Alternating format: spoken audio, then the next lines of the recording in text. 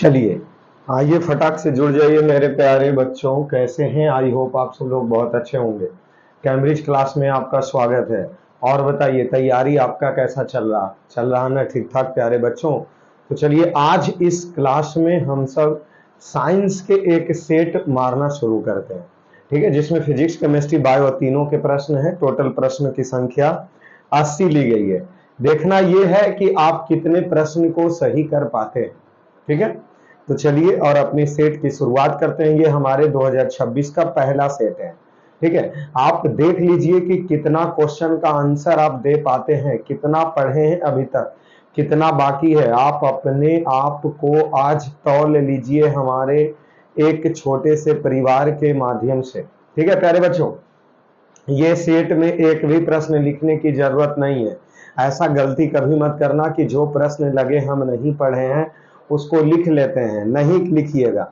ये आपको पीडीएफ के माध्यम से उपलब्ध करवा दिए जाएंगे। Cambridge class by Shyam sir के टेलीग्राम चैनल पे जाइए और वहां जुड़ जाइए और वहीं पे ये पीडीएफ आपको मिल जाएंगे, ठीक है। और यहाँ साथ में हम सब आज के क्लास में ये करने वाले हैं प्यारे बच्चों कि मतलब इस तरीके से एनालिसिस करेंगे ना कि मतलब सिर्फ क्वेश्चन आंसर करके नहीं निकलना, उसका फालूदा बना देना है। एक प्रश्न से अनेकों प्रश्न बनाने की कैपेसिटी आपके अंदर होनी चाहिए, तभी जाकर के आपके रिजल्ट 400 प्लस 450 जो भी टारगेट आप रखे हैं वो वहां तक आप पहुंच पाएंगे, ठीक है प्यारे बच्चों। तो चलिए यहां आइए और सबसे फर्स्ट प्रश्न को हम करके आगे बढ़ते हैं। देखिए सबसे पहला प्रश्न क्या पूछा जा रहा? CaOCl2 अर्थात कैल्शियम ऑक्सीक्लोराइड का प्रचलित और साधारण नाम क्या है? इसको हम सब किस नाम से जानते हैं? तो आप देख रहे हैं ना, आप देख रहे होंगे जैसा कि आंसर भी आपके सामने, इस सेट में आंसर भी आपके सामने रखा गया है, ठीक है। लेकिन अगले बार जो हम सब सेट लगाएंगे उस सेट में आंसर हटा दिए जाएंगे और ना ही आपको पीडीएफ में भी उसका आंसर नहीं रहेगा, ठीक है। आपको खुद से उसके आंसर को सोचना है। लेकिन ये पहली क्लास है इसीलिए रखा गया है आपके सुविधा के लिए, ठीक है, आपके सुविधा के लिए। चलिए आइए क्या पूछा जा रहा है? CaO कैल्शियम ऑक्सीक्लोराइड का प्रचलित या साधारण नाम क्या है जिसको हम सब मार्केट में जानते हैं? जैसा कि पहला option calcium chloro oxide, calcium oxy oxide या विरंजक चूर्ण या कैल्शियम क्लोराइड। तो देखिए इसका नाम जो है वो हम सब विरंजक चूर्ण के नाम से जानते हैं, या इसका रासायनिक नाम अगर पूछता कि इसका रासायनिक नाम क्या होगा तो हम क्या बोलते हैं? कैल्शियम, क्या बोलते हैं? कैल्शियम ऑक्सी क्लोराइड, जो कि आप देख लीजिए कैल्शियम ऑक्सीक्लोराइड जो रासायनिक नाम है वह नाम भी यहाँ चारों ऑप्शन में नहीं दिया गया है प्यारे बच्चों। क्यों? क्योंकि आप कंफ्यूज ना हो सके, सिर्फ विरंजक चूर्ण दिए गए हैं। तो इसका रासायनिक नाम क्या हो गया? Calcium oxychloride. जल्दी से इसका उपयोग बता दीजिए। इसका उपयोग जल को शुद्ध करने में किया जाता है, क्योंकि अशुद्ध जल में जब कैल्शियम ऑक्सीक्लोराइड को मिला दिए जाएंगे तो जल की शुद्धता क्या हो जाएगी? बढ़ जाएगी और जल पूर्ण रूप से क्या हो जाएंगे? शुद्ध हो जाएंगे। फटाक से सोचिए कि कैल्शियम ऑक्सीक्लोराइड को प्राप्त कैसे करेंगे? तो जब कैल्शियम हाइड्रा ऑक्साइड को क्लोरीन गैस से अभिक्रिया कराई जाती है। किससे? कैल्शियम हाइड्रोक्साइड को क्लोरीन गैस से अभिक्रिया कराई जाएगी तो कैल्शियम ऑक्सीक्लोराइड क्या प्राप्त होंगे? कैल्शियम ऑक्सीक्लोराइड प्लस जल बचेंगे।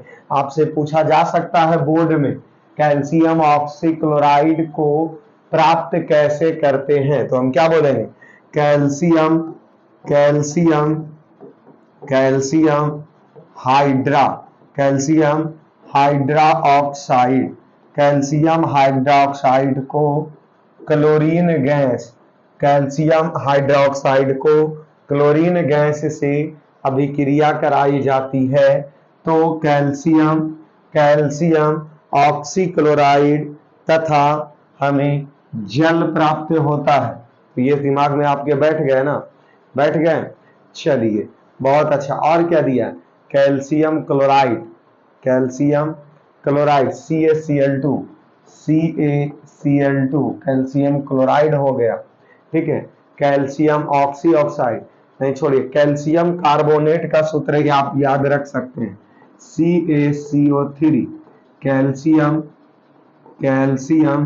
क्योंकि ये सब इंपॉर्टेंट है, कैल्शियम कार्बोनेट, उसके बाद CaHCO3 कैल्शियम बाइकार्बोनेट, ठीक है। ये सब चीजों का सूत्र आप दिमाग में बैठा सकते हैं। तो ये हमारा क्या हो गया, विरंजक चूर्ण। और इसका सबका PDF जो हम खिचड़ी बनाएंगे उन सभी का भी सॉल्यूशन का भी PDF आपको अवेलेबल करवा दिए जाएंगे। देखिए ये क्या कहा जा रहा है, आयोडीन युक्त नमक कौन सा है। जैसे देखिए अगर हमें साधारण नमक का सूत्र पूछता, साधारण नमक का सूत्र पूछता तो NaCl देते, अर्थात कैल्शियम सोडियम क्लोराइड, कैल्शियम क्यों लिख रहे हैं, सोडियम क्लोराइड, ये इसका हो गया साधारण नमक का सूत्र और ये इसका रासायनिक नाम। जैसे कि बहुत सारे बच्चे जल का सूत्र भी भूल जाते हैं, H2O, क्योंकि पछुआ वाला प्रश्न, कोई केमिस्ट्री पढ़ रहे हो, कहोगे क्या पढ़े आप, केमिस्ट्री, बोलेगा जल के सूत्र बताओ। अरे भाई जल का सूत्र हम सबको नहीं याद होगा क्या। सोच लीजिए आप जो इतनी एकाग्रता और फोकस के साथ हमारे साथ जुड़े हैं, तो इसमें क्या लग रहा है कि जल के सूत्र नहीं याद होंगे, लेकिन अगला आदमी को क्या कहा जाए। इसमें क्या कहा जा रहा बच्चे कि आयोडीन युक्त नमक कब बनाई जाती है। देखिए इसमें जब अर्थात सोडियम NaCl में या तो KiO3 की मात्रा मिला दो या Ki की मात्रा मिला दो, अर्थात इसमें ये क्या हो गया, KiO3 पोटेशियम आयोडेट, ये क्या हो गए,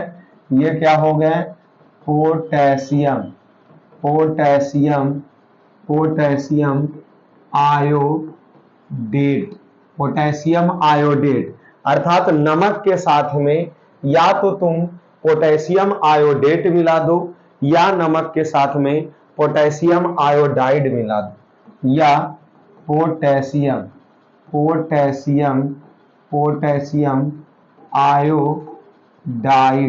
पोटेशियम आयोडाइड मिला दो। तुमको जो इच्छा है उस NaCl नमक के साथ में ये दोनों को मिला देने पर ही क्या बनता है, आयोडीन युक्त नमक बनते हैं। देखिए क्यों मिलाया जाता है, जैसे NaCl के साथ पोटेशियम आयोडेट या पोटेशियम आयोडाइड क्यों मिलाया जाता है, ये महत्वपूर्ण बातें हैं, ये मुख्य मुद्दा है, इस पर सोचिए, ये महत्वपूर्ण मुद्दा है। इसमें क्यों, तो देखिए नमक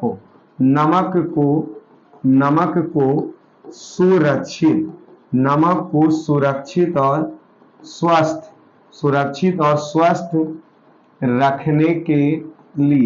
रखने के लिए उसमें KiO3 या Ki पोटेशियम आयोडेट या पोटेशियम आयोडाइड को मिलाया जाता है, तो सिर्फ नमक को सुरक्षित रखने के लिए। इसलिए इसका आंसर तो क्या हो जाएगा, दोनों। लेकिन सबसे ज्यादा प्रयोग किया जाता है, सबसे ज्यादा प्रयोग किए जाते हैं पोटेशियम आयोडेट का। किसका किया जाता है प्यारे बच्चों, पोटेशियम आयोडेट, क्योंकि दोनों में किन्हीं का तो प्रयोग सबसे ज्यादा किया जाएगा ना, तो उसमें पोटेशियम आयोडेट का प्रयोग सबसे ज्यादा किया जाता है। क्या हो गया, कंप्लीट हुआ ना, कंप्लीट ये भी हो गए ना, ये भी कंप्लीट हो गए। चलो इसी तरीके से प्यारे बच्चों, चाहे ना जितना समय क्यों ना लग जाए, लेकिन फील्ड छोड़ के नहीं भागना। ये वादा पहले कीजिए कि फील्ड छोड़ के नहीं भागेंगे। देखिए इसमें क्या कहा जा रहा, मिश्र धातु, मिश्र धातु का निर्माण कीजिए जिसमें जिसमें कॉपर का 90%, कॉपर 90% और एसएन 3 है जो 10% को मिलाइए। यहाँ कॉपर 90% और एसएन है जो 10% मिलाइए, तो यहाँ कासा बनेगा, क्योंकि कासा में कॉपर 90% प्लस 3 है जो 10% होता है। ठीक है, उसी प्रकार इसमें सोल्डर में सोचिए तो सीसा और टीन रहेगा। सोल्डर में सीसा, सीसा पीबी प्लस टीन एसएन रहेंगे, लेकिन कितना परसेंट रहेगा, तो सीसा इसमें 40% और टीन इसमें 60%। जैसे पीतल, पीतल में तांबा प्लस जस्ता, चलो संकेत ही लिख देते, CO प्लस Zn, जिसमें तांबा है जो सबसे ज्यादा मात्रा में रहेगा, लगभग 60 से 70% के आसपास, और ये 40%। उसी प्रकार ये जर्मन सिल्वर, यहाँ कॉमा नहीं होगा।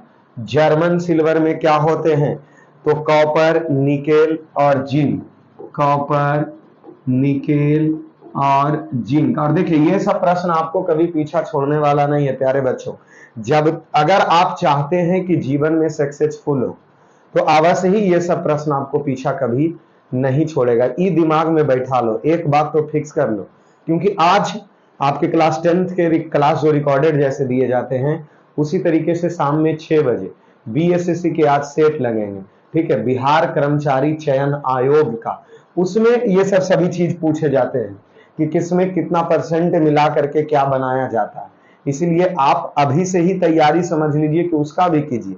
कब, जब आपको आज याद होगा तभी ना, तभी ना। तो यहाँ क्लास 10th के ही प्रश्न रहेंगे। ठीक है, इसमें कितना कितना परसेंट होगा, तो 50%, 25%, 25% कर दो, ये 50, ये 25, ये 25, और ये प्रतिशत लगभग आंकड़ा दिया जाता है। ठीक है, लगभग आंकड़ा दिया जाता है। ठीक है प्यारे बच्चों, चलिए तो 3 प्रश्न हमारा क्या हो गया, कंप्लीट हो गया। चलिए 4 नंबर प्रश्न आइए, क्या कहा जा रहा, ऑक्सीजन गैस के एक अणु में 2 परमाणु के बीच कितने आबंध होते हैं। जैसे देखिए ऑक्सीजन का परमाणुकता पूछ रहा, तो O2 लिखते हैं, तो इसमें कै परमाणु हैं, तो ये द्वि परमाणु, ये द्वि परमाणु के हो गए। तो इसमें जो दोनों ऑक्सीजन और ऑक्सीजन, ऑक्सीजन प्लस ऑक्सीजन, एक परमाणु और एक परमाणु मिल करके द्वि परमाणु बना, तो इसमें कितने आबंध पाए जाएंगे प्यारे बच्चों, तो 2। लेकिन अगर इसी में और प्रश्न पूछ देता है, जैसे P4 फास्फोरस, तो इसमें कितने हो गए, 4 परमाणु, 4 परमाणु हो गए। जैसे सल्फर S8 होता है, इसमें 8 परमाणु होते हैं। उसी प्रकार सोडियम का Na होता है, तो ये हो गए 1 परमाणु हो गए। यहाँ आंसर बी नंबर हो जाएगा। आंसर यहाँ प्यारे बच्चों बी हो जाएंगे। चलिए 5 नंबर में आइए, यशद पुष्प क्या है। देखिए यशद पुष्प में ये ऑक्साइड नहीं रहेगा, अर्थात जिंक के पाउडर को यशद पुष्प कहते हैं। बस इसमें इतना ही ध्यान रखिए, जिंक के पाउडर को यशद पुष्प कहते हैं, तो ये Zn हो गया। ठीक है प्यारे बच्चों, तो 5 का 1 हो गया। चलिए आगे चलिए, अगला क्या पूछ रहा, अगला प्रश्न देखिए, उच्च वसीय अम्लों के सोडियम लवण कहलाते हैं, अर्थात उच्च वसीय, जैसे देखिए सोडियम लवण, ऐसा ये नहीं सोच लेना कि NaCl को नमक कह दिए, क्या कह दिए, नमक कह दिए, लेकिन यहाँ नमक है ये नहीं, यहाँ कहा क्या जा रहा, उच्च बसीय अम्ल, जो उसका अम्ल है वो कैसा, उच्च बसीय अम्ल। सोडियम लवण को क्या कहते हैं, तो साबुन कहते हैं। तो क्या कहते हैं प्यारे बच्चों, साबुन। ये नहीं सोचने लग जाना है, ये नहीं सोचने लग जाना है। चलिए अगले प्रश्न, चलिए 7 नंबर बताइए तो फटाक से, कौन किसका कौन कौन समूह है। जैसे CHO, यहाँ क्या पूछ रहा, कार्बोनिल समूह कौन है, तो कार्बोनिल समूह तो ये हो गया, कार्बोनिल, कार्बोनिल समूह हमारा हो गया कौन, CHO, COOH, क्या हो गए, COOH। चलिए CHO कौन सा, CHO एल्डिहाइड, एल्डिहाइड, एल्डिहाइड समूह।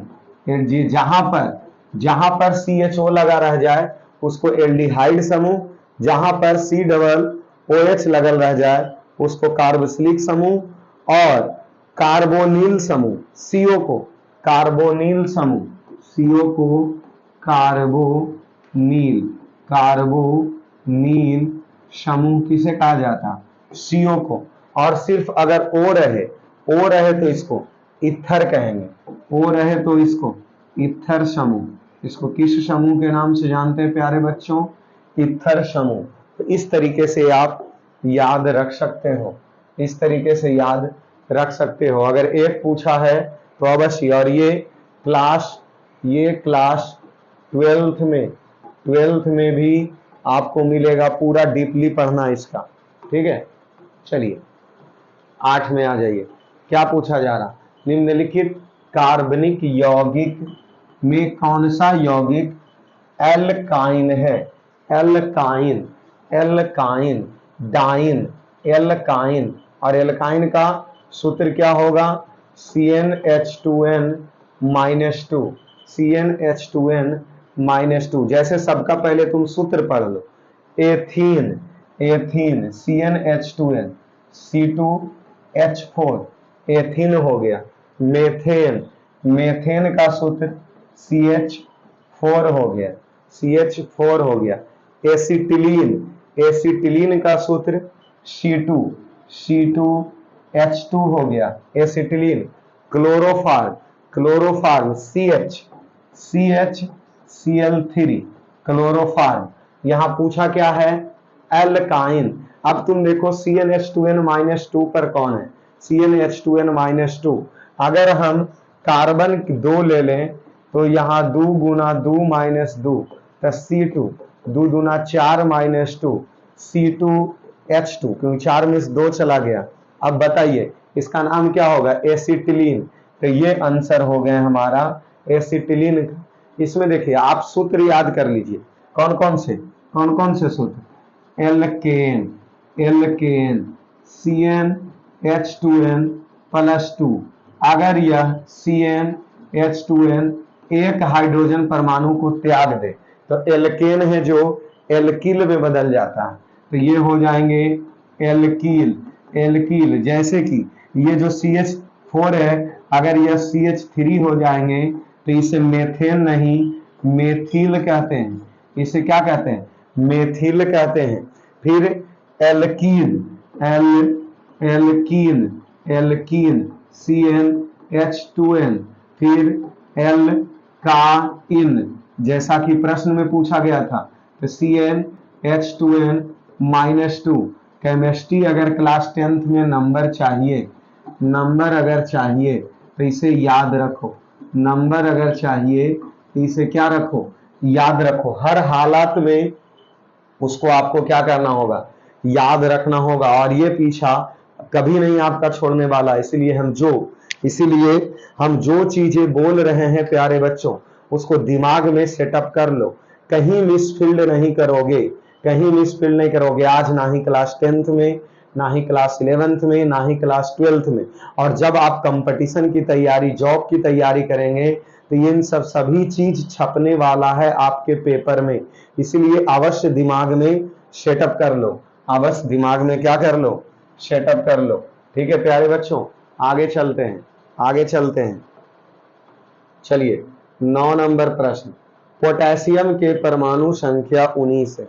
देखिए आप तो एक बात दिमाग में बैठा लीजिए कि पहले आपको परमाणु संख्या कम से कम 30 तक तो जरूर याद होना चाहिए, ये तो बात जान लो। जैसे ये पोटेशियम का परमाणु संख्या 19 दिया है, पोटेशियम का इलेक्ट्रॉनिक विन्यास इसका निकालने का आपको तरीका पता होना चाहिए। 2881, ये जो एक लास्ट में बचा यही इसके संयोजकता कहलाया। प्रश्न यही पूछ रहा संयोजकता कितना होगा, तो 1 होंगे। देखिए परमाणु संख्या, कई गो तत्व के परमाणु संख्या आपको याद चाहिए, कम से कम 30 गो आपको क्या चाहिए, याद चाहिए।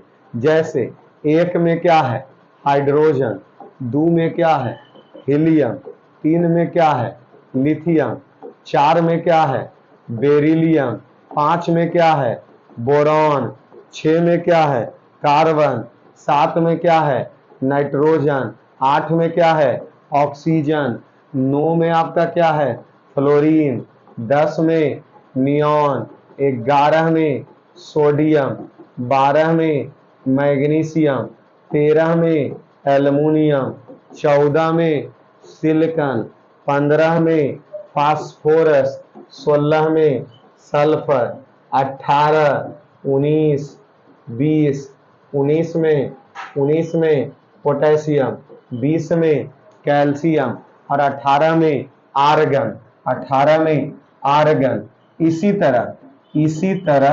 इसी तरह आपको कितना याद होना चाहिए, आपको कितना 30 तक अवश्य याद होना चाहिए। आप दिमाग में एक बात बैठा लीजिए कि अगर आप क्लास 10th में बोर्ड एग्जाम से पहले 30 तक परमाणु संख्या याद रखेंगे तभी जाके आपका नंबर ज्यादा आएगा। 21 में कौन है, स्कैंडियम, 22 में टाइटेनियम, 23 में वेनेडियम, 24 में क्रोमियम, 25 में मैग्नीशियम, 26 में लोहा, 27 में कॉपर, 28 में निकेल और 28 में निकेल, 26 में लोहा, 27 में कोबाल्ट, 28 में निकेल और 29 में कॉपर और 30 में जिंक। इस तरीके से आपको क्या होना चाहिए, सभी याद होना चाहिए। सभी क्या होना चाहिए प्यारे बच्चों,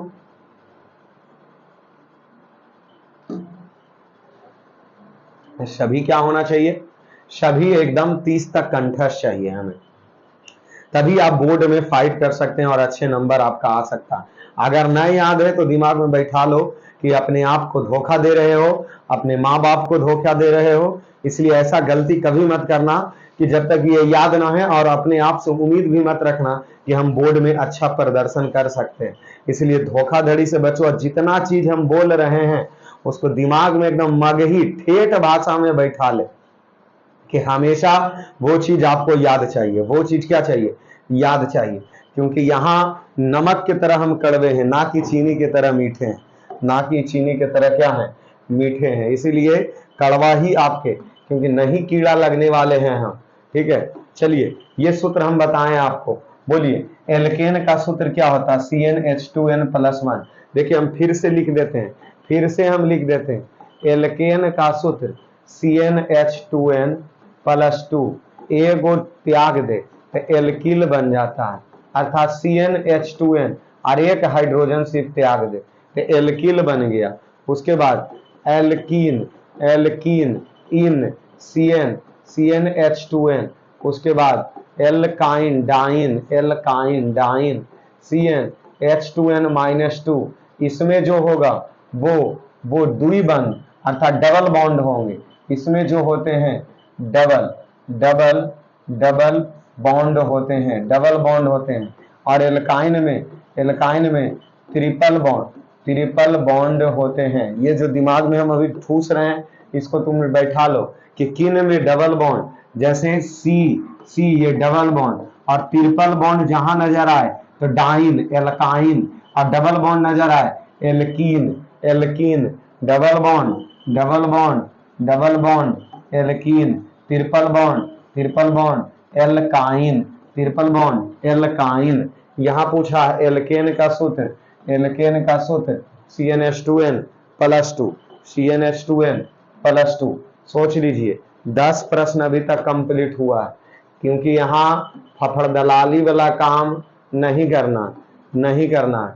क्या पूछा जा रहा, फ्लोरीन की परमाणु संख्या बताओ। हम क्या बोले अभी आपको, हम क्या बोले, फिर से बोल दे, दिमाग में बैठा लोगे ना। कम से कम 30 तक तत्वों के संकेत और परमाणु संख्या याद करना है।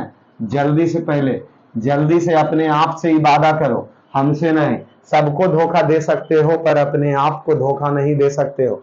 फटाक से बात का पहले वादा करो कि 1 से 30 तक परमाणु संख्या आपको क्या करना है, याद करना। नहीं याद होगा रिजल्ट बेहतर नहीं होगा, तुम जिंदगी में सक्सेसफुली नहीं हो सकते हो, तुम जीवन में सफल नहीं हो सकते हो। ये छोटा चीज है, जैसे इक्का दुक्का तुमको अगर नहीं पता होता, कखा ग नहीं पता होता, तो कोई शब्द नहीं ना तुम पढ़ सकते हो, कोई कैलकुलेशन नहीं ना कर सकते हो। केमिस्ट्री का मूल मंत्र पहले याद करो कि कम से कम 30 तक परमाणु संख्या और उसके संकेत को याद करो, ठोक के याद करो दिमाग में।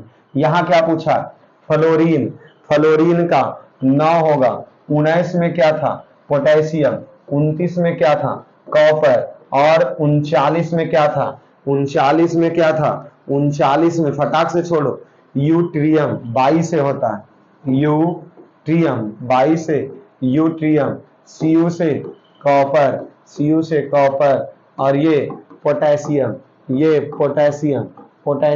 एकदम, और ये फ्लोरीन एकदम कंठस्थ कर ले बबुआ, बात मान ले, लाल पियर हरियर के चक्कर में मत पड़, बात हमर मान ले। देखिए ये प्रश्न, देखिए क्या कहा जा रहा, कोई बिलियन मतलब घोल, बिलियन मतलब घोल हो गया। ये प्रश्न क्या पूछ रहा, कोई बिलियन लाल लिटमस को नीला कर देता है तो इस बिलियन का पीएच मान कितना होता है। देखिए लाल लिटमस को दिमाग में बैठा लो, जैसी वो नीला कर दिया तो तुम एक दिमाग में बैठा लेना कि वह क्या है, वह क्षार है, वह क्या है, क्षार है। हम जो बोल रहे हैं उसको दिमाग में बैठाना। यदि अगर कोई बिलियन लाल लिटमस को नीला कर दे तो वो क्षारीय है, ये बात एकदम कंठस्थ दिमाग में ठोक लो। और यदि कोई बिलियन नीले लिटमस को लाल कर रहा है तो वह अम्ल है, देखिए कल प्रश्न दोनों तरफ से घुमा के आपसे पूछ सकता है कि यदि कोई बिलियन लाल लिटमस पत्र को नीला कर देता है तो लाल से जैसी नीला में जाना तो दिमाग में बैठा लो कि वह क्षार है, और जैसे ही नीले से लाल में आना तो बैठा लो कि वह अम्ल है। क्या है, अम्ल है। अब प्रश्न पर आते हैं, तो इस बिलियन का पीएच मान, एक बात बताइए, जैसी तुम लाल से नीला में गया तो क्षार है, तो क्षार का पीएच मान 7 से क्या होता है, 7 से ज्यादा होता है, और जैसी तुम अम्ल में आए तो 7 से कम होता है। अब एक बात बताइए, जब वो लाल लिटमस को नीला कर दिया मतलब क्षार है, और क्षार का पीएच मान 7 से ज्यादा होगा, अर्थात आंसर तो ऐसी पकड़ा गया कि 7 से क्या होगा, अधिक होगा। क्या होंगे प्यारे बच्चे, 7 से अधिक होगा। आइए यहां पर एगो पीएच स्केल बनाते हैं, ये रहा पीएच हमारा स्केल। यहां पर 7 हो गया, जो कि 7 उदासीन होता है, 7 उदासीन होता है। इस तरफ 6, 5, 4, 3, 2, 1, इधर 8, 9, 10, 11, 12, 13, 14। अब इसमें देखिए ये हो गए उदासीन, और इस तरफ होता है क्या, अम्लीय, इस तरफ अम्ल और इस तरफ क्षार। मतलब ये तय है कि ये जो 4, 5, 6 बनेंगे वह कमजोर अम्ल रहेंगे, और जो 3, 1, 2 होगा वह मजबूत अम्ल रहेंगे। क्यों, क्योंकि जैसे ही 7 से हम नीचे की ओर आएंगे तो उसकी अम्लीयता बढ़ती जाएगी। जैसे ही 7 से नीचे आएंगे प्यारे बच्चों तो उसकी अम्लीयता बढ़ती जाएगी, और जैसे ही 7 से दूर जाएंगे तो उसकी क्षारीयता बढ़ती जाएगी। जैसे 8, 9, 10 जो होंगे वह कमजोर कमजोर क्षार होगा, और 11, 12, 13 जो होंगे यह मजबूत मजबूत क्षार होंगे। क्योंकि बढ़ेंगे क्षारीयता बढ़ेगा, घटेंगे अम्लीयता बढ़ेगा। कोई दिक्कत अभी यहां तक? ये भी प्रश्न दिमाग में परिपूर्ण रूप से आपको बैठ गए। अवश्य ही ऐसे प्रश्न छपते हैं, इसमें से भी क्या होता है, प्रश्न छपता है। ठीक है प्यारे बच्चों, चलिए आगे आइए। 13 नंबर प्रश्न आइए, क्या कहा जा रहा है? ऑक्सीजन का परमाणु भार कितना होता है? देखो, अब हम इससे पहले आपको क्या बोले थे कि 1 से 30 तक परमाणु संख्या तुम रट लो। 1 से 30 तक के परमाणु संख्या तुम क्या कर लो, रट लो।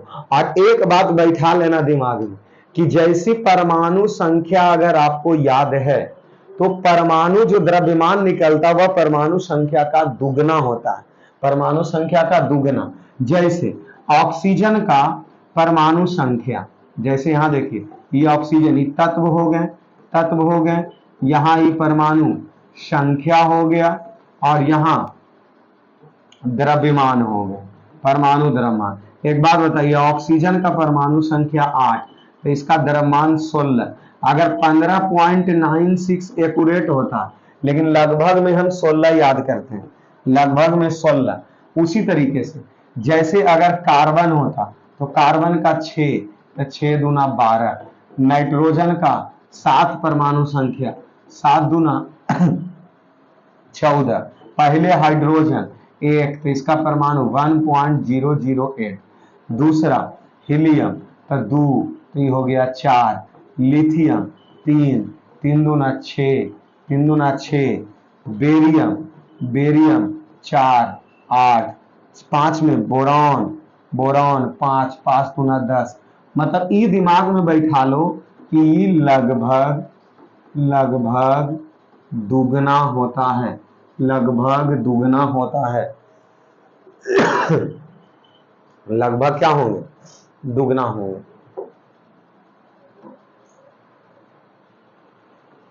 चलिए 14 में आइए। 14 में क्या कहा जा रहा? बॉक्साइट निम्नलिखित में किस धातु का अयस्क है? तो एल्युमिनियम का। किसका अयस्क है? बॉक्साइट एल्युमिनियम का। हेमेटाइट, मैग्नेटाइट, ये सब किसका है? ये सब भी किसका? Haematite, magnetite. जल्दी से बताओ, कमेंट करो। हेमेटाइट, मैग्नेटाइट लोहा का अयस्क है, लोहा का अयस्क है। यहाँ बॉक्साइट, तो बॉक्साइट किसका अयस्क है? एल्युमिनियम का। बॉक्साइट प्यारे बच्चों एल्युमिनियम का। आइए 15 में आइए, इसमें पूछ रहा धातु की क्रियाशीलता का सही क्रम। देखिए सबसे ज्यादा क्रियाशील धातु सोडियम है, इसीलिए इसको किरोसिन तेल में डुबाकर रखा जाता है। केरोसिन तेल में डुबाकर रखा जाता है। साथ में यह सबसे मुलायम भी होते हैं, मुलायम भी होता है। इसको चाकू से काटा जा सकता है। तो देखिए सबसे ज्यादा क्रियाशील सोडियम, उसके बाद मैग्नीशियम, उसके बाद जिंक, उसके बाद कॉपर, और ये ऑप्शन रहा D number, option D number. ठीक है, तो ये हो गए 15 नंबर प्रश्न। चलिए 16 नंबर प्रश्न आ जाइए। क्या पूछा जा रहा? 16 नंबर प्रश्न देख लीजिए, एकदम एनालिसिस तोड़ के चलेगा। 16 नंबर प्रश्न, 16 नंबर क्या कह रहा? गौर से देखो। Fe2 प्लस इसको एल्युमिनियम से अभिक्रिया करा दिया गया, Al2O3, और प्लस Fe अलग हो गया। संतुलित करने के लिए यहाँ दो ताकि संतुलित हो। अभी कौन से अभिक्रिया है? तो देखिए ई हो गया विघटन अभिक्रिया, कौन सी अभिक्रिया? अच्छा पहले छोड़ कि विघटन है कि कोई और है, जो हम बाद में डिसाइड करेंगे। पहले तुम हमें बताओ कि संयोजन अभिक्रिया क्या कहता है। तो संयोजन अभिक्रिया जब दो या दो से अधिक तत्व आपस में जुट जाए, जैसे H2 प्लस O2 मिलके बनता है H2O, और इसको समीकरण संतुलित करेंगे तो ऑक्सीजन इन्हें एक हुआ, इसीलिए इसको दो करना होगा, तो हाइड्रोजन 4 हो गया, ये दो। मतलब संयोजन अभिक्रिया में दो वो अलग अलग तत्व आपस में क्या होते हैं, जुट जाते हैं, इसी को संयोजन अभिक्रिया कहा जाता है। अब आइए विस्थापन अभिक्रिया। तो विस्थापन अभिक्रिया, ये जिंक है और ये कॉपर सल्फेट है, इसमें क्या किया जाएगा? देखिए अभी हम इससे पहले बताए थे आपको कि सबसे ज्यादा सोडियम, सोडियम के बाद हम क्या बताए थे आपको, सोडियम के बाद क्या लिखे थे, मैग्नीशियम लिखे थे शायद, और जिंक और सीओ। यहां देखो कॉपर से ज्यादा अभिक्रियाशील जिंक है, इसीलिए ये कॉपर सल्फेट से सल्फेट SO4 जिंक की तरफ आ जाएगा और जिंक सल्फेट बन जाएगा। अब एक बात बताइए, यहां कॉपर सल्फेट से सल्फेट को विस्थापित करके जिंक अपने पास ले आया, इसलिए ये विस्थापित अभिक्रिया हुआ, और ये दोनों जुट रहा था, इसीलिए हुआ संयोजन अभिक्रिया था। देखिए विघटन अभिक्रिया में क्या है, HGO ये दो भाग में विघटित तो हो जाना ये दो भाग में विघटित हो जाना, संतुलित के लिए इसको भी दो, इसको भी दो कर दो। यहां देखो AL इसमें क्या कहा जा रहा है, जबकि आंसर सी लिया गया आंसर सी, लेकिन इसमें विस्थापित कर दिया जा रहा, नहीं देख रहे हैं, Fe को अलग कर दिया जा रहा, तो ये विस्थापित अभिक्रिया, इसका आंसर तो हमारा बी होगा ना कि सी होगा। अच्छा द्विविस्थापन का एक एग्जांपल लो, AgNO3 प्लस, इसमें अभिक्रिया कराओ सोडियम क्लोराइड से NaCl, तो होगा क्या कि Ag के साथ Cl आके जुड़ जाएगा और सोडियम के साथ NO3 चला जाएगा। तो देखिए इसका आयन इसमें चला गया और इसका आयन इसमें चला आया इसलिए यह द्विविस्थापन हो गया, और यहाँ एक अलग हो रहा था, इसीलिए ये विस्थापन हो रहा है। देखिए अगर आपको केमिस्ट्री के रिएक्शन में अगर परेशानी हो रहा, तो हमें ये वो क्लास लिए जिसमें शायद 30 या 20 प्रश्न ऑब्जेक्टिव का, जस्ट अभी 2-4-8 दिन हो रहा है, फर्स्ट चैप्टर स्पेशल पहले चैप्टर के केमिस्ट्री का क्लास लिए, उस चैप्टर को तुम जा करके देख लो, तुमको संयोजन, वियोजन, विस्थापित, द्विविस्थापन, विघटन, ये अवकारक, ऑक्सीकारक, ये सब सभी कंप्लीट हो जाएंगे। ठीक है, वह वीडियो अवश्य जाकर के देखना। हम प्रयास करेंगे कि इस वीडियो के डिस्क्रिप्शन में उसका लिंक दे दे, कि ताकि आप उसको क्या कर लो, देख सको, उसको क्या कर सको, देख सको।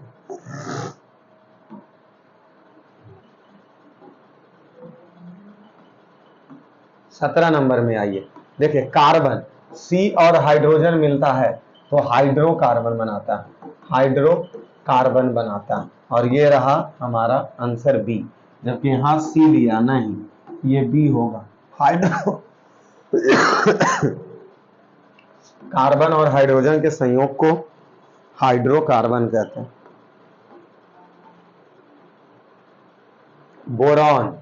बोरॉन और एल्युमिनियम आवर्त सारणी के किस वर्ग में है? जैसे देखिए पहले एक बात तो बैठा लो कि आधुनिक, ये प्रश्न आधुनिक आवर्त सारणी की कही जा रही है, आधुनिक आवर्त सारणी जो दिया कौन है, मोसले कब दिया है, 1913 ईस्वी में। ये है कैसे, तो बढ़ते परमाणु क्रमांक के आधार पर है। इसमें आधुनिक आवर्त सारणी में आवर्त की संख्या 7 है। इस आधुनिक आवर्त सारणी में वर्ग की संख्या 18 है। इसमें ब्लॉक की संख्या 4 है। कौन कौन, SPDF। इस आवर्त सारणी में वर्ग एक को क्षार धातु कहते हैं, और यही आवर्त के वर्ग 2 को क्षार मृदा धातु कहते हैं। इसी के वर्ग 17 को हैलोजन परिवार या हैलोजन सदस्य कहते हैं। इसी के वर्ग 18 को अक्रिय निष्क्रिय कहा जाता है। इतना दिमाग में बैठा लो। तो यहाँ पूछा है बोरॉन, तो बी, एल्युमिनियम Al आवर्त सारणी के किस वर्ग में है, तो वह वर्ग 13 में है। जबकि ये जो बोरॉन है वह किस आवर्त में है और एल्युमिनियम किस आवर्त में है, तो जो बोरॉन है वह दूसरे आवर्त में है, जबकि एल्युमिनियम आवर्त तीसरा में इसको रखा गया। ठीक है, तो बेसिक चीज इतना जानकारी आपको अवश्य होना चाहिए। अवश्य ही इतनी चीज केमिस्ट्री पढ़ रहे हो और प्रेडिक्ट टेबल की ये छोटी सी जानकारी अगर आपको नहीं है तो समझ लीजिए कि जीवन अधूरा है आपका। इसलिए अपने आप को अधूरा मत साबित करो। हमारे साथ आप जुड़े हैं, हम ज्यादा से ज्यादा देने का प्रयास करेंगे। जैसा कि आप देख रहे हैं कि मात्र अभी 18 प्रश्न तक ही पहुंचे। सोच लीजिए अगर 80 प्रश्न तक पहुंचने में कहीं रात ना बिता दें हम। इसलिए समझ रहे हो, अगर आपका सपोर्ट जैसे हमारे ऊपर रहेगा, अरे एक प्रश्न अगर पूछ दिया और पूरे टॉपिक्स को खखोर के हम अगर नहीं रख दिए तो फिर पढ़ाना उस दिन से हम छोड़ देंगे। ठीक है, पढ़ाना छोड़ देंगे। इसीलिए भले ही देर से आए हैं लेकिन एकदम दुरुस्त आए हैं। देर से आए हैं पर दुरुस्त आए हैं। चलिए 19 नंबर में आइए। देखिए प्रश्न क्या पूछ रहा, मूत्र का पीला रंग किसके वर्णक के कारण होता है। तो देखिए मूत्र का पीला रंग जो यूरोक्रोम के कारण होता है। जैसे देखते हैं कि जो मूत्र होते हैं उसका रंग है जो यूरोक्रोम के कारण क्या होता है, पीला होता है। किसके कारण, यूरोक्रोम के कारण। ठीक है, चलिए इसको और अच्छा ठीक है, मूत्र है जो ज्यादा देर अर्थात ऑक्सीजन में छोड़ देते हैं, या जैसे कहीं पे अगर जो मूत्र करके उस पे पानी H2O अगर नहीं दिया जाता है, नहीं दिया जाए तो उसमें गंध आता है। किसके कारण गंध आता है, किसके कारण, यूरिया के कारण, क्योंकि यूरिया यूरोक्रोम में बदल जाता है ऑक्सीजन से अभिक्रिया करके, इसलिए गंध आना क्या हो जाता है, शुरू हो जाता है। ठीक है, तो यहाँ पे है जो यूरोक्रोम के कारण उसका रंग पीला होता है। तो 19 का क्या हो गया, बी, 19 का बी नंबर। चलिए आगे चलते हैं, 20 नंबर में आ जाओ। 20 नंबर में आ जाओ, बाघ उपभोक्ता है। जैसे देखिए उपभोक्ता को टोटल 3 श्रेणी में बांटा जाता है। उपभोक्ता को कितने श्रेणी में बांटा गया है प्यारे बच्चों, तो 3 श्रेणी। पहला को प्राथमिक उपभोक्ता, फिर द्वितीयक उपभोक्ता, फिर तृतीयक उपभोक्ता। देखिए प्राथमिक उपभोक्ता में क्या होता है, जो डायरेक्ट या तो कृषि या उत्पादन, मतलब डायरेक्ट उत्पादन हुआ है उसको भोजन के रूप में ग्रहण करे, उसको प्राथमिक उपभोक्ता बोलते हैं। लेकिन जैसे प्राथमिक उपभोक्ता को खाना शुरू कर देता है तो उसे द्वितीयक उपभोक्ता कहते हैं, और द्वितीयक उपभोक्ता को खाना शुरू कर देता है उसे तृतीयक उपभोक्ता कहते हैं। और तृतीयक उपभोक्ता के साथ क्या होता है, वह सड़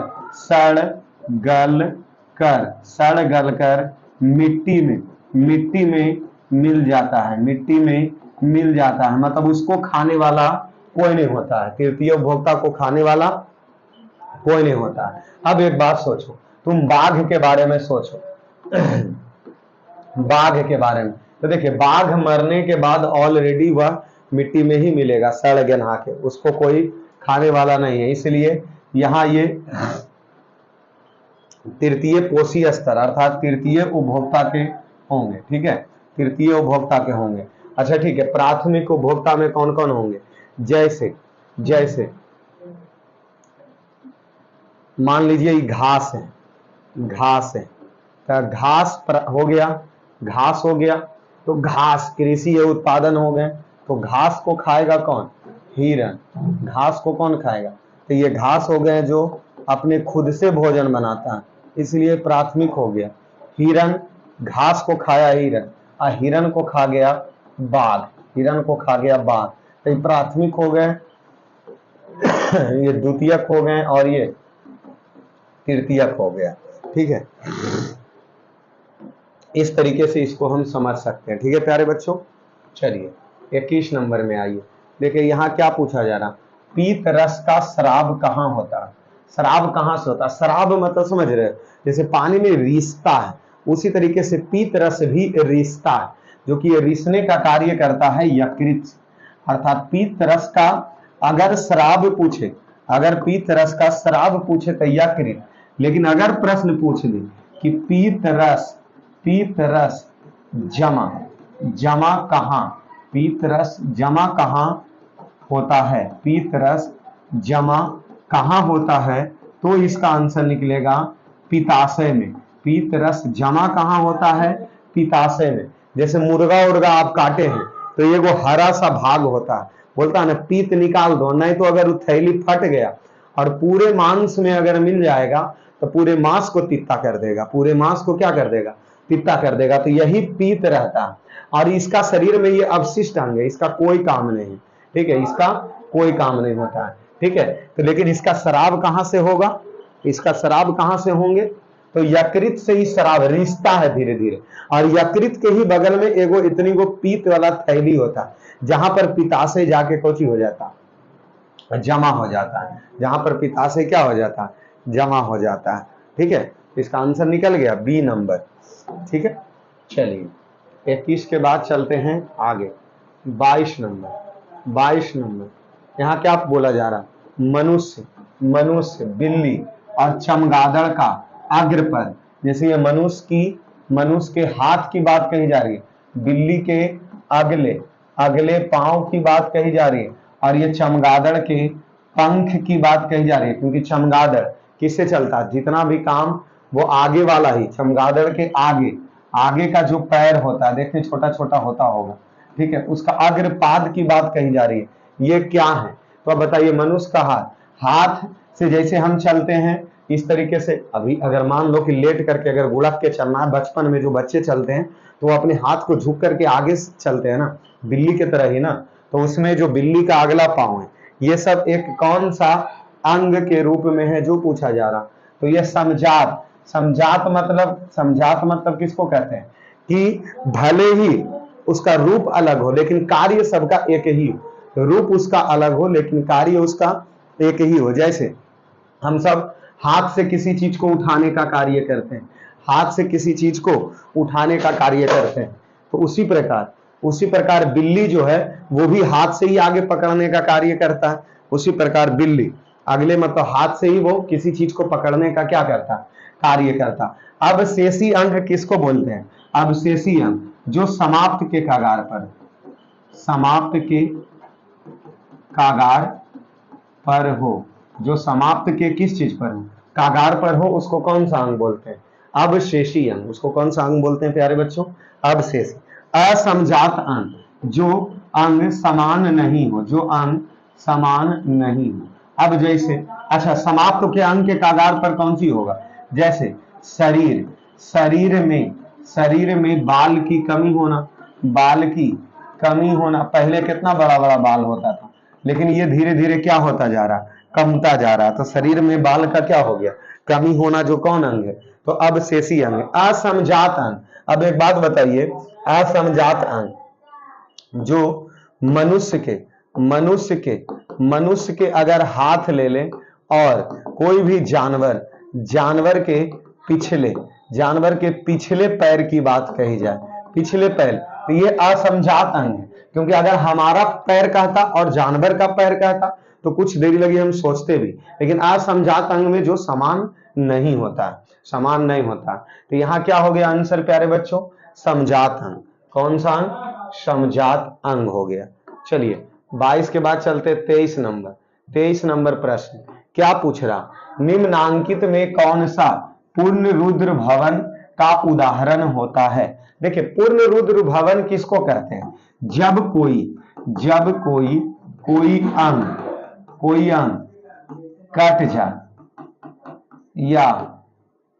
कट जाए, हाँ कट जाए और उसका निर्माण खुद से हो तो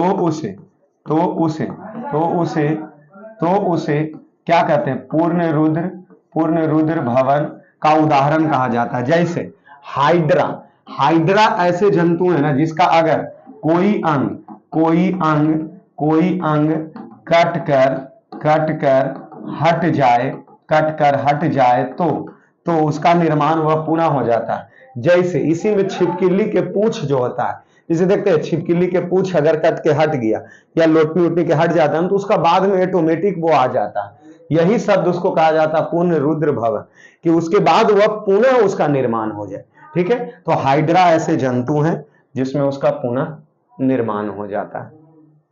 आइए 23 के बाद 24 नंबर प्रश्न। चलिए 24 नंबर क्या कह रहा, किसी जीव के जीनों की संरचना। देखिए जीन जैसे डीएनए के अंदर जीन पाया जाता और यही जीन के कारण पैतृक लक्षण एक पीढ़ी से दूसरी पीढ़ी में जाता है।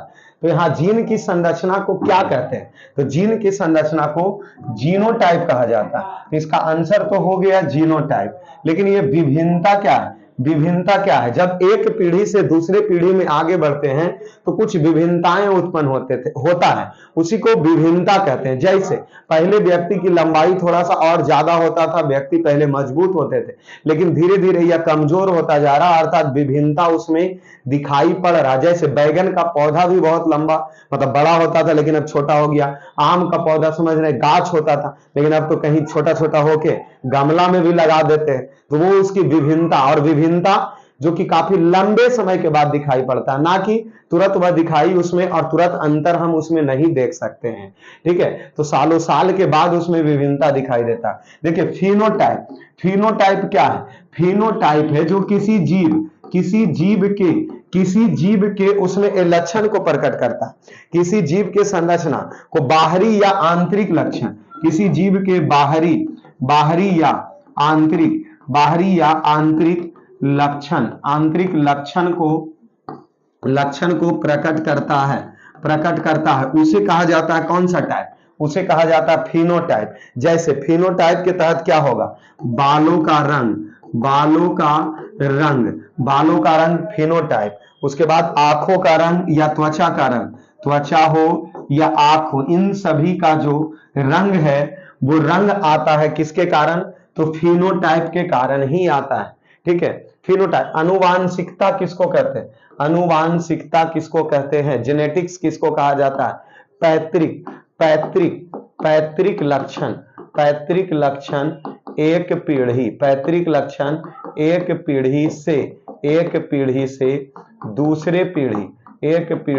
दूसरे पीढ़ी में स्थानांतरित होता है, वो अनुवांशिकता जेनेटिक्स। और अनुवांशिकता का खोज किसके द्वारा किया गया, तो Gregor Mendel, John Gregor Mendel के द्वारा अनुवांशिकता की खोज की गई। और वो किस चीजों पर, तो मटर के पौधों पर क्या खोजा गया, तो अनुवांशिक जेनेटिक्स की खोज की गई। ठीक है, जेनेटिक्स की क्या की गई, खोज की गई। 24 नंबर प्रश्न पहुंच चुके हैं। चलिए अब चलते हैं 25 नंबर क्वेश्चन। 25 नंबर प्रश्न देखिए, एकदम खखोर के रख दीजिए, कटना नहीं जीवन से। जैसे अगर आप देखते होंगे कि समथिंग 1 घंटा का वीडियो हमारा जाने वाला होगा, हमें अनुमान ऐसा लग रहा क्योंकि क्लास रिकॉर्डेड चल रहे हैं। ठीक है, लेकिन यहाँ अभी 25 से प्रश्न पहुंचे। सोचिए कि जिस दिन 80 को प्रश्न अगर एक क्लास में करेंगे, चैलेंज करते हैं ना कि बिना 2.5-3 घंटा के 80 प्रश्न कंप्लीट नहीं होगा। इसको कहते हैं सेट मारना। क्लास 10th के अगर आप में कैपेसिटी है 10 गो सेट अगर गलती से लगा दिए ना, 10 गो सेट अगर लगा दिए तो पूरे साइंस के कुल बुक तीनों, फिजिक्स केमिस्ट्री बायो, तीनों बुक के उकट के 1 गो पॉइंट्स को रख देंगे। ठीक है, मात्र 10 सेट में ठीक है ना, 10 सेट में। इसीलिए हम कह रहे हैं कि आप केमिस्ट्री का एक चैप्टर का 30 या 20 प्रश्न हम लगाए हैं, अभिक्रिया वाला, वो आप जाकर के देख लीजिए। वो अभिक्रिया वाला जाकर लगभग 1.5 घंटा के वीडियो होगा, मात्र 20 प्रश्न में ही, या 25 गो होंगे, इसी तरीके से प्रश्न होंगे। 80 प्रश्न अगर जिस दिन लगाने लग गए ना हम, तो आप समझ रहे ना, बोले ना कि खखोर के रख दिया जाएगा। सभी चैप्टर से अगर 10-10 प्रश्न उठाएंगे भी तो कुल्ले के कुल्ले चैप्टर खत्म हो जाएगा। ठीक है, अभी यहाँ अब जाकर के केमिस्ट्री के बाद एक फिजिक्स के प्रश्न 25वां नंबर अभी तक दिखाई पड़ा है। चलिए आइए इस प्रश्न में आते हैं, इसको चालू कर लीजिए ना उधर से करके। 25 नंबर प्रश्न देखिए क्या कहा जा रहा है। किस दर्पण की फोकस दूरी चिन्ह के परिपाटी के अनुसार ऋणात्मक होता है। देखिए इसमें समतल दर्पण के बारे में सोचना छोड़ दो, या तो तुम अवतल लो नहीं तो उत्तल लो।